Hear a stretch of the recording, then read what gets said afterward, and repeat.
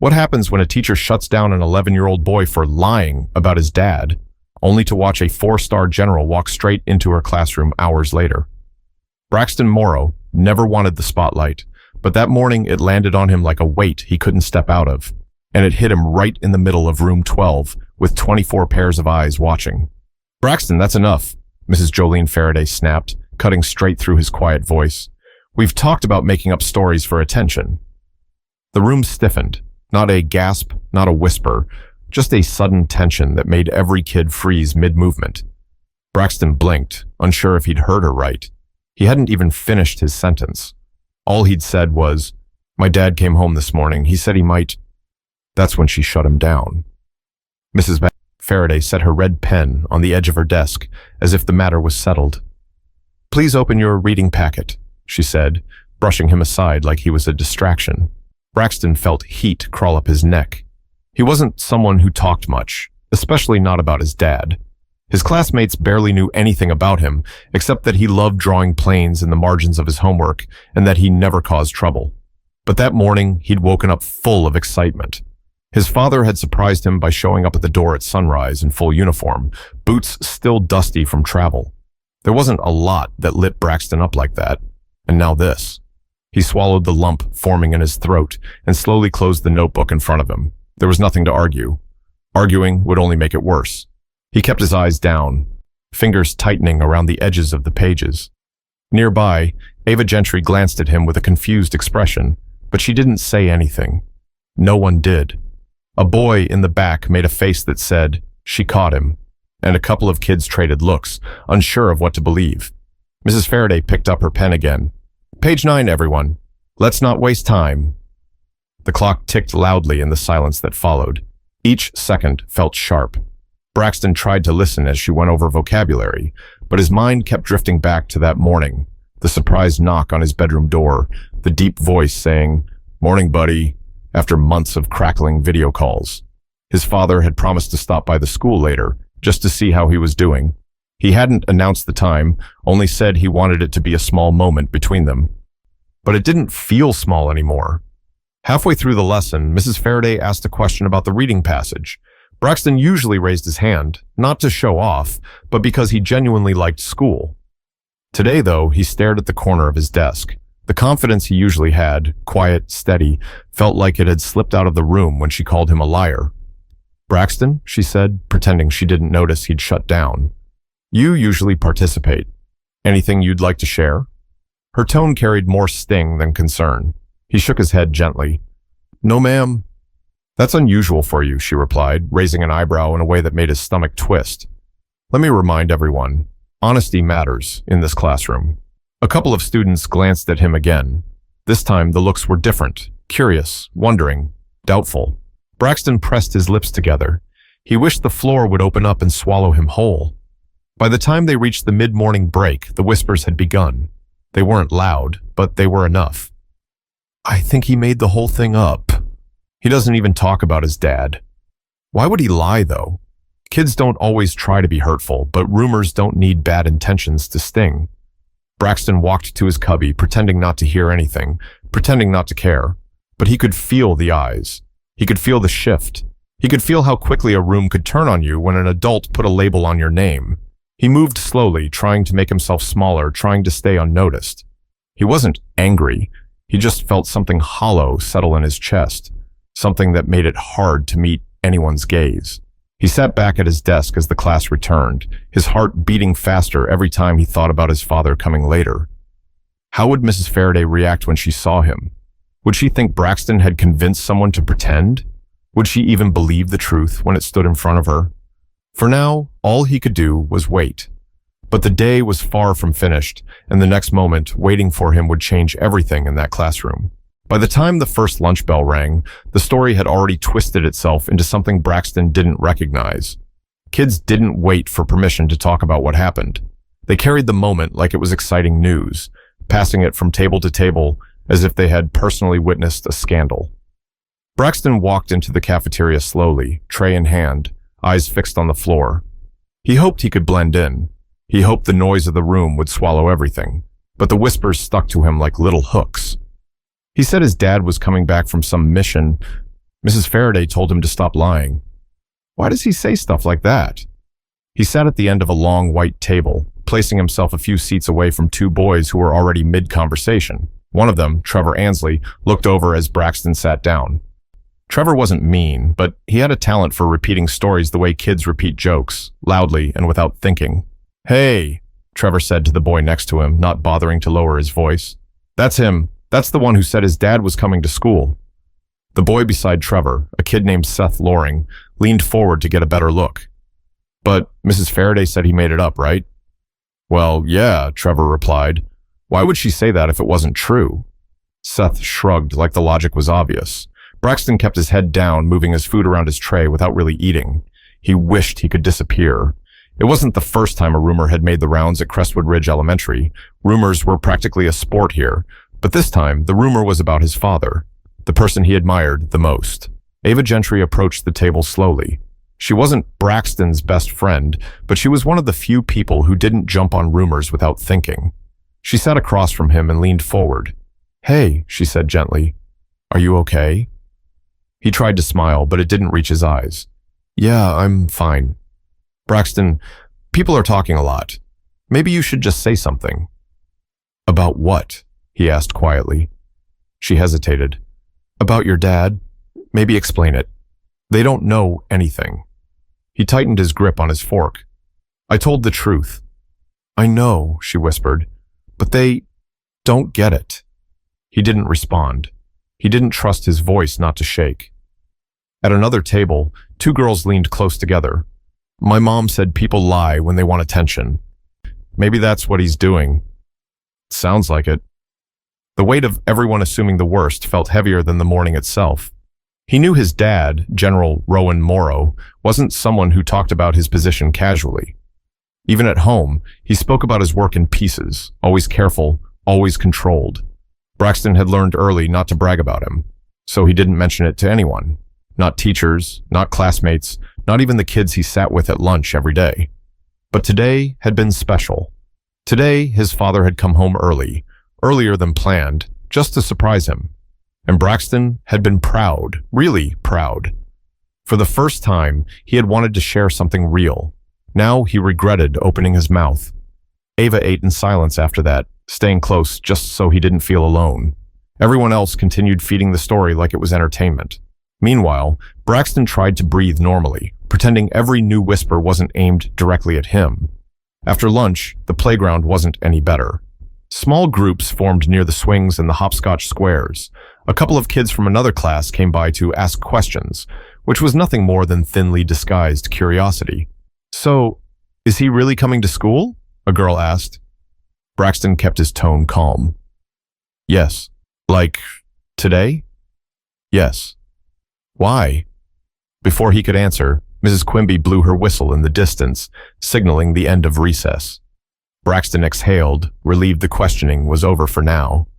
As the kids lined up, Seth murmured loudly, "He's still pretending." Braxton's shoulders tightened. This whole thing had grown faster than he expected. With every new voice, the room of doubters felt bigger. When they returned to class, Mrs. Faraday acted like the morning never happened. She dove straight into math instruction, her tone brisk and rehearsed. But the adults weren't the problem anymore. The chain reaction she set off was. Braxton tried to focus on long division, but the numbers blurred. All he could think about was the moment his father would walk through those doors. Would people go quiet? Would they apologize? Would anyone believe him then? Mrs. Faraday called out a problem. "Braxton, go ahead and give me the answer." His heart dropped. He looked up slowly. "I didn't get that far." She sighed loudly, the kind of sigh meant for an audience. "You're usually much more prepared. I really hope today isn't another example of you." She stopped. Not fully. Just long enough to glance at the class before deciding to move on. But Braxton caught it, and it stung deeper than anything the kids had said.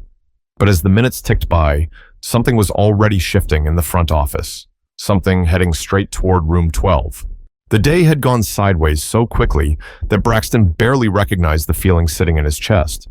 But if anyone had seen his morning, the real start of his day, they would have understood exactly why he'd spoken up in class, even though he almost never talked about himself. 6 hours earlier, before the sun had even stretched over the houses in their Sacramento neighborhood, someone knocked softly on his bedroom door. "Hey, you awake?" a deep voice asked. Braxton shot up in bed. He knew that voice instantly. It was one he'd replayed in his head every night since his dad left for his most recent deployment. He scrambled to the door and pulled it open. His father stood there, General Rowan Morrow, still in full uniform, the same one Braxton had only seen through grainy video calls for months. His boots were dusty, his hair slightly disheveled, his eyes tired but bright. "Dad?" Braxton whispered, barely believing what he was seeing. Rowan opened his arms and pulled him close, hugging him tight. "Yeah, buddy. I'm home." Braxton didn't say anything at first. He just held on, eyes squeezed shut, afraid the moment would disappear if he blinked too long. His dad's heartbeat was steady, strong, familiar. It was the safest place he knew. Rowan pulled back slightly. "You're taller," he said. "I leave for a handful of months, and suddenly you've grown 3 inches. Braxton laughed quietly. "It's only 1 inch. I'm sticking with 3. They went to the kitchen, where the early light through the blinds cast long lines across the counter. Rowan poured himself a glass of water and leaned against the island, watching his son grab cereal. "Your mom at work already?" Rowan asked. "Yeah," Braxton said, pouring milk. "She said to tell you she'll be home early today." Rowan nodded softly. "I'll see her then." They ate in a comfortable silence. It wasn't awkward. It was the kind of silence that fills in all the gaps after months apart, the kind where every small moment feels bigger than usual. When Braxton finished, he wiped his mouth and hesitated before speaking. "Hey, Dad? Yeah? Are you really coming to school today?" "That's the plan," Rowan said, adjusting the cuff on his uniform. "I want to check in, meet your teacher, see how you're doing. It's been too long." Braxton's eyes lit up. "Can you come before lunch?" Rowan raised an eyebrow playfully. "Trying to show me off, huh?" "No," Braxton replied quickly, then softened. Maybe a little," Rowan chuckled. "I'll stop by sometime this afternoon. I want it to be a surprise." "Okay," Braxton said, but inside he was buzzing. His dad didn't get to visit school much. His schedule was unpredictable, always shifting, always pulling him far from home. Braxton understood it, even if he didn't always like it. But today felt different. Today was theirs. Before they left for school, Rowan placed a hand on Braxton's shoulder. "Hey," he said softly, "I'm proud of you. I know it's hard when I'm away so much, but you've handled it better than most adults I know." Braxton felt his face warm, but this time not from embarrassment. "Thanks, Dad." Rowan tapped him gently on the chest. "And remember, you don't have to hide who I am or what I do. You don't have to brag either. Just be you. That's enough." Braxton nodded. The house felt lighter with his dad home. Breakfast tasted better. Even the bus ride felt easier. He kept glancing out the window, imagining how the day would go when his father stepped through the school doors. But things didn't turn out that simply. By the time he reached room 12, the feeling of confidence he'd begun the morning with was strong enough to make him raise his hand during the class discussion. He spoke carefully, choosing his words, not trying to show off, just sharing something honest. "My dad came home this morning," he'd said, trying not to smile too much. "He said he might..." And then it happened. Mrs. Faraday shut him down before he could finish, before he could explain anything. The same excitement that had filled him just hours earlier drained right out. He replayed that moment as he sat at his desk later, tracing the corners of his notebook with his fingertip. He thought about how his dad would react if he knew. Rowan had always taught him to speak the truth with confidence, even when it wasn't easy. But confidence didn't matter if no one listened. He wondered if maybe he should have stayed quiet. Maybe he shouldn't have tried to talk in the first place. His father had told him not to hide things, but maybe some things were better kept to himself. The clock on the wall clicked toward the afternoon, each minute feeling heavier. And still, he watched the door, waiting for the moment his father arrived. Waiting for something to finally break the weight sitting on his shoulders. But while Braxton waited in silence, Mrs. Faraday was about to get a call that would shift the entire day in a direction no one in room 12 expected. Mrs. Jolene Faraday was not the kind of teacher who liked surprises. She liked structure. She liked control. And most of all, she liked to believe she had a solid read on every kid in her classroom. So when the phone on her desk rang in the middle of her social studies lesson, she paused with clear irritation. She picked it up. "This is Mrs. Faraday." A brief silence. Yes, I see. Well, what kind of visitor? Her tone softened slightly, but her eyebrows pulled together. A parent? Now? The class watched her carefully, though most pretended not to. Braylon Cortez dropped his pencil on purpose just to lean over and eavesdrop. Mrs. Faraday pressed her lips into a tight line. Yes, all right. I'll be there in a moment. When she hung up, she didn't look at the class right away. She straightened a stack of papers that didn't need straightening. She smoothed her blouse as if preparing for something formal. Then she walked to the door, heels tapping sharply against the tiles. I'll be right back, she said. Everyone continue working quietly. Her eyes shifted, almost unconsciously, toward Braxton. He kept his gaze toward his worksheet, pretending he didn't notice her hesitation. The air between them felt thick, like something neither of them wanted to acknowledge. Once she stepped into the hallway, the door clicked shut behind her, and the classroom erupted with low whispers. Maybe it's someone's mom. No, she looked nervous. What if someone's in trouble? Braxton stayed silent. He didn't let himself imagine anything.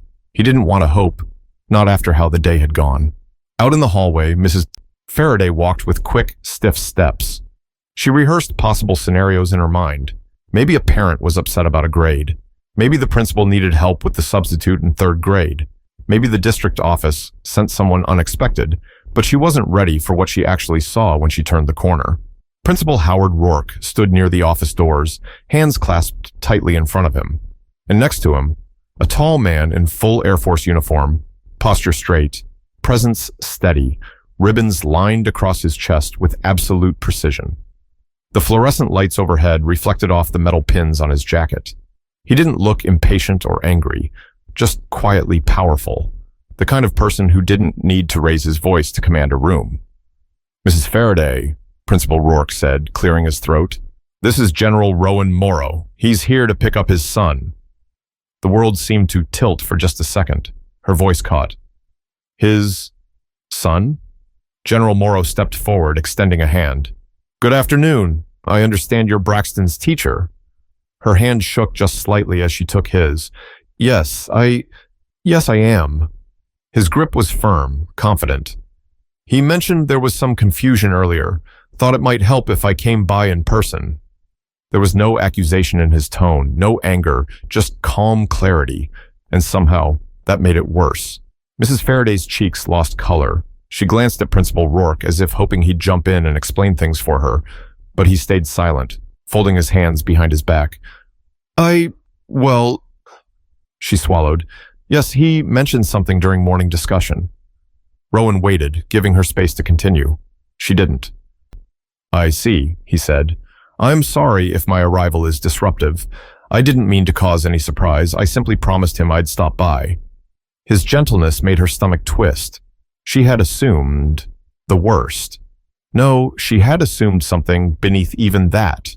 She had dismissed him, dismissed his son, dismissed his honesty. She finally found her voice.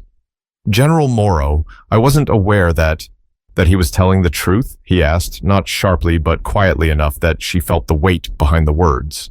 She opened her mouth to respond, but nothing came out. Her throat closed around the apology forming inside her. He didn't push.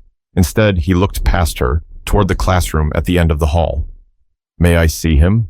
Principal Rourke nodded. Of course. I'll walk with you. As the three of them stepped down the hallway, a few students from another class peeked around the corner, whispering excitedly. They had no idea what was happening, only that someone important was walking through their school in a uniform they'd only seen in movies. Inside room 12, the class was still buzzing quietly. But the moment the door handle moved, every head turned. The door swung open.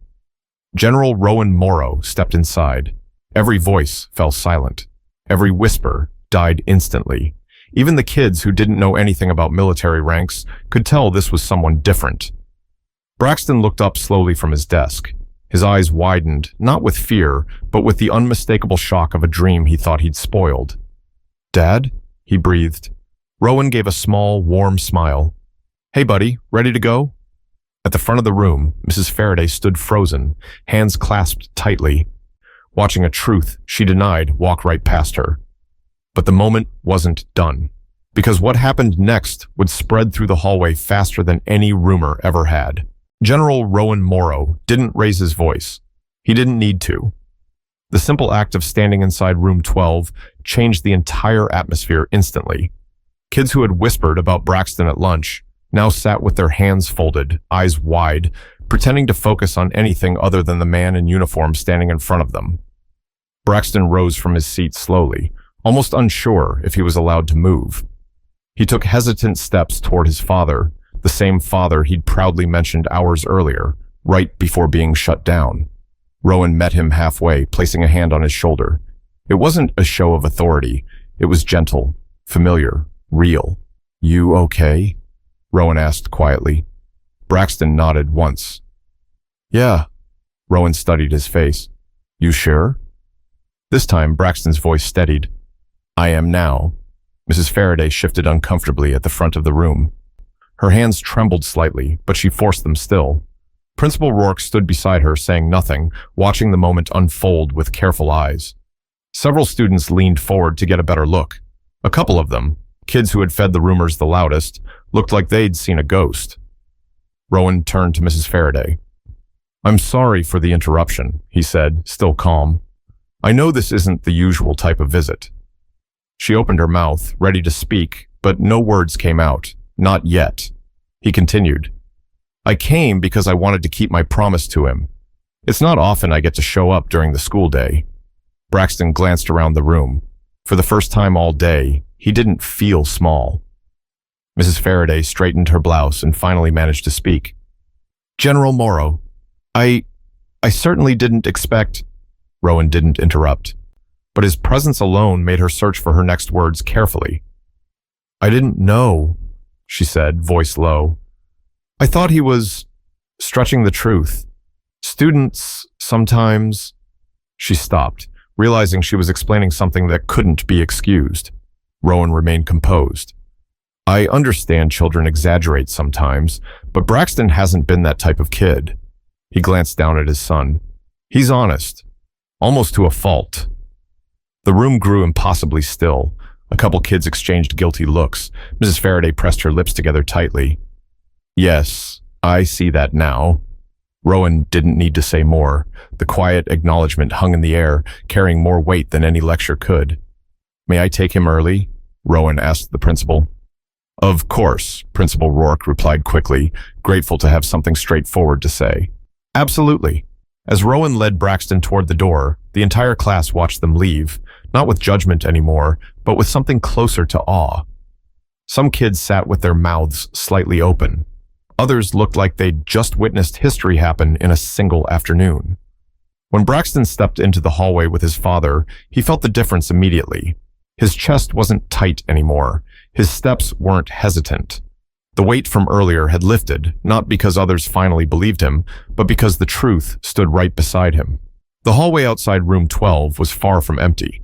A group of fourth graders had gathered near the water fountain, pretending to need a drink while sneaking glances at Rowan. "Is that his dad?" one whispered. "Dude, look at the uniform. Did he come for him?" Braxton heard every word, and for once, none of it made him shrink. If anything, it made him stand a little straighter. Rowan noticed too. "You okay?" he asked again.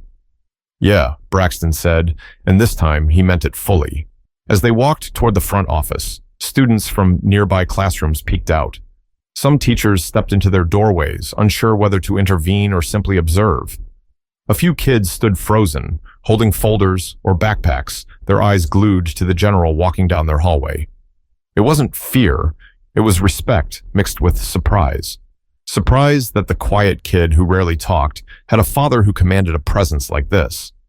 Near the office entrance, Mrs. Quimby, who supervised recess earlier, stood with her jaw slightly open. She quickly tried to recover her composure. "Good afternoon, General," she said, offering a quick nod. "Afternoon," Rowan replied politely. Braxton didn't miss the way her expression softened when she looked at him. It wasn't pity, it was realization, recognition, a quiet apology without words. Inside the office, Ms. Delgado, the receptionist, nearly dropped her stapler when she looked up. "Oh, hello, welcome." Rowan smiled gently. "Just signing him out."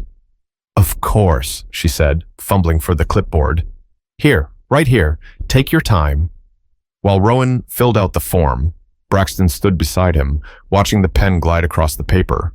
"Dad," he said softly. "Yeah? I didn't lie." Rowan paused, set the pen down, and crouched slightly to look him in the eyes. "I know you didn't," he said. "And now they know too." Braxton swallowed hard, gripping the strap of his backpack. "It hurt," he said quietly. When she said that, Rowan nodded gently, not brushing away the feeling. "I know. But sometimes people assume things before they give the truth a chance. What matters is, you stayed honest." Braxton breathed out slowly. Some knot inside him loosened. They stepped back into the hallway, ready to leave. Behind them, a few students from earlier still stared, whispering in stunned confusion. Not harmful now, just amazed. But as proud as that moment felt, the emotional storm from earlier wasn't finished yet, because Mrs. Faraday was about to confront something she hadn't faced in years, her own reflection. The hallway slowly emptied once General Rowan Morrow and Braxton stepped outside.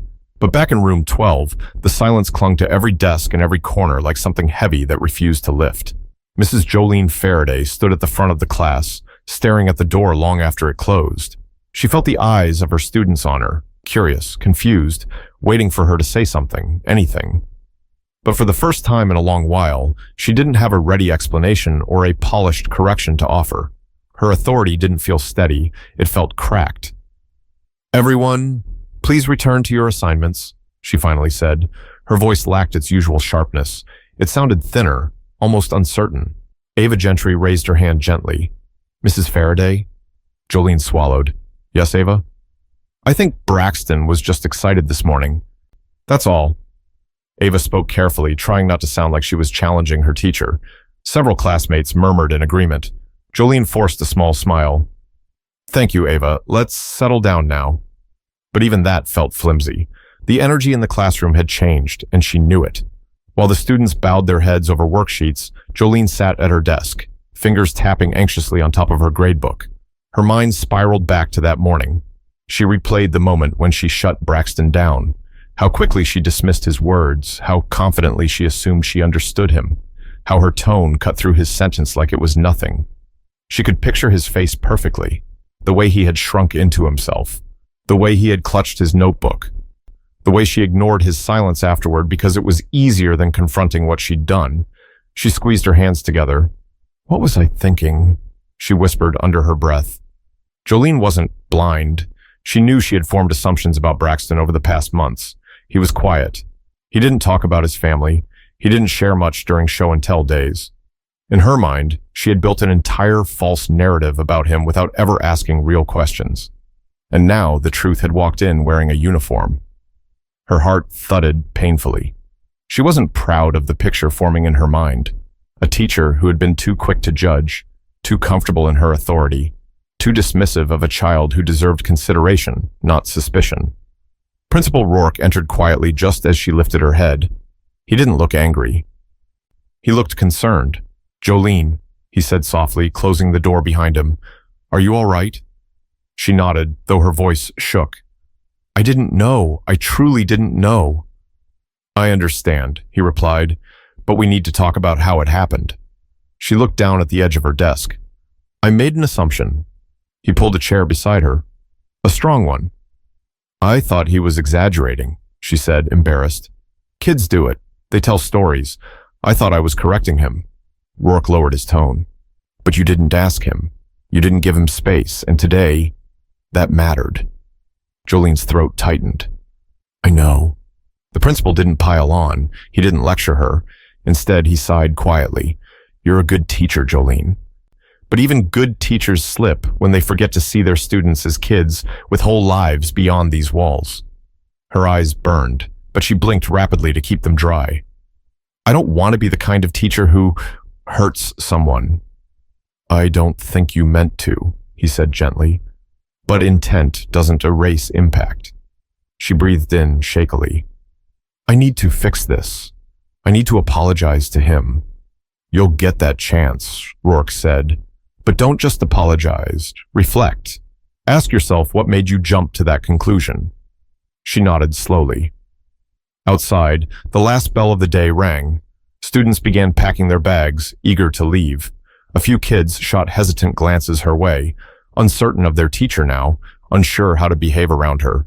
Trust was delicate, and hers had taken a hit.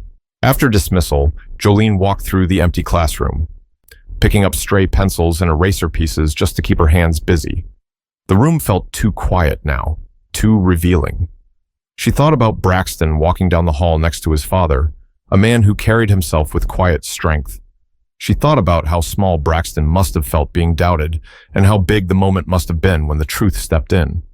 She felt a knot of guilt settle deeper. Later, in the parking lot, she saw Rowan and Braxton walking toward their car. She wanted to call out, say something, anything, but she froze. Her voice didn't feel ready. Her apology didn't feel complete yet. Rowan opened the passenger door for Braxton before circling around to the driver's side. He spoke to his son as they got in, his tone casual and warm, as if the earlier hallway spectacle was just a footnote in their day. Jolene watched them pull away, her hands gripping her bag straps tightly. She wasn't proud of her actions, but she also wasn't going to ignore this. She would confront it. She would own it. This wasn't just about one moment or one student. It was about the kind of person she wanted to be in her classroom. But while Jolene battled her thoughts alone, the drive home with his father became a moment Braxton would carry with him for years. The car ride home started quietly, but not the uncomfortable kind of quiet. It was the kind that gave space to breathe after a long day. Rowan kept one hand on the wheel as they drove through Sacramento's late afternoon streets, sunlight bouncing off store windows and passing cars. Braxton sat beside him, backpack on the floor, fingers tapping lightly against his jeans. "You hungry?" Rowan asked casually, eyes still on the road. Braxton shrugged. "A little. Want to grab something before we head home? There's that sandwich place you like near Florin Road." Braxton let out a small exhale that almost sounded like a laugh. Yeah, that's fine." Rowan glanced at him briefly. "You sure you're okay?" Braxton leaned his head back against the seat. "I didn't think anyone was going to believe me." "I know," Rowan said. "I could tell. She didn't even let me finish," Braxton whispered. "It felt like she decided I was lying before I even said anything." Rowan's face tightened, not with anger, but with something heavier. "That shouldn't have happened." "You weren't mad?" Braxton asked. "Oh, I was definitely mad," Rowan replied, letting out a small breath. "But walking into that classroom angry wouldn't have helped you. Sometimes the best way to make the truth clear is to let it stand on its own." Braxton thought about that.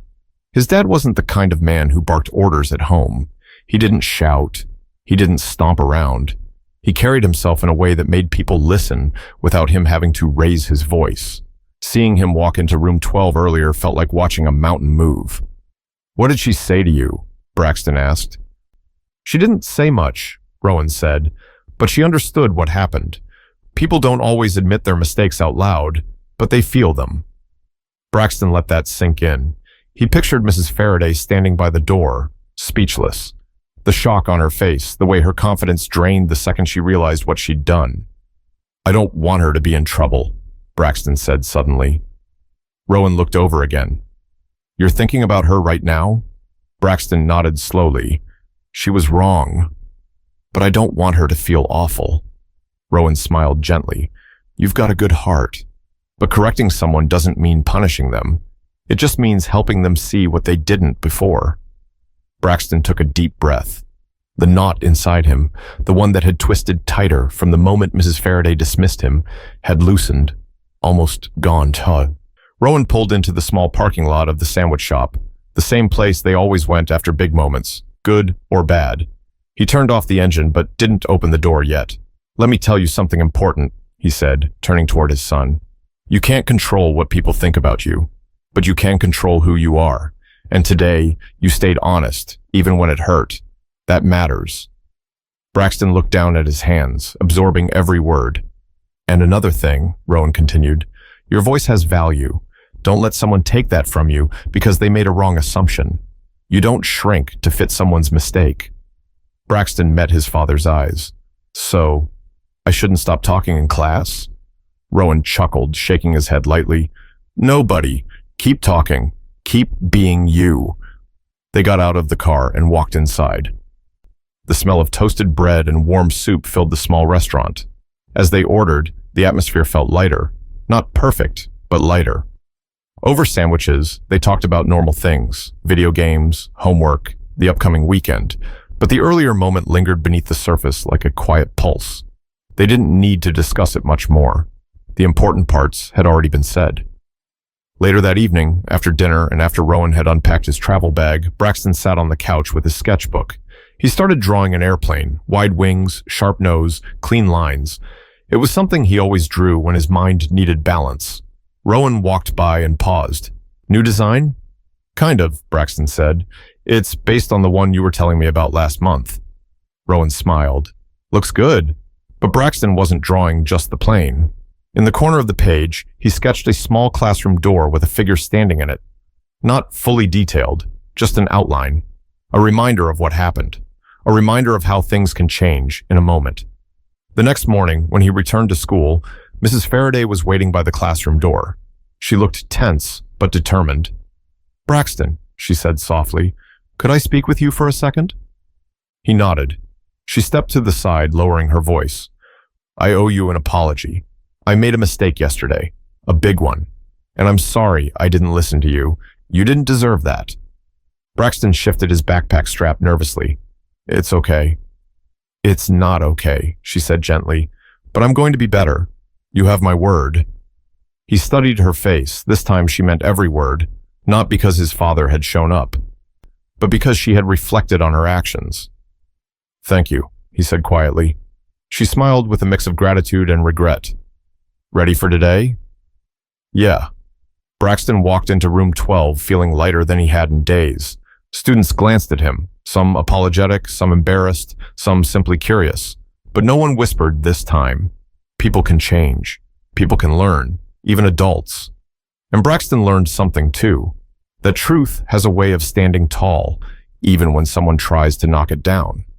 And sometimes, all it takes is one moment, one person, to reveal it. If this story moved you, don't forget to subscribe for more powerful stories that remind us what honesty, compassion, and courage look like.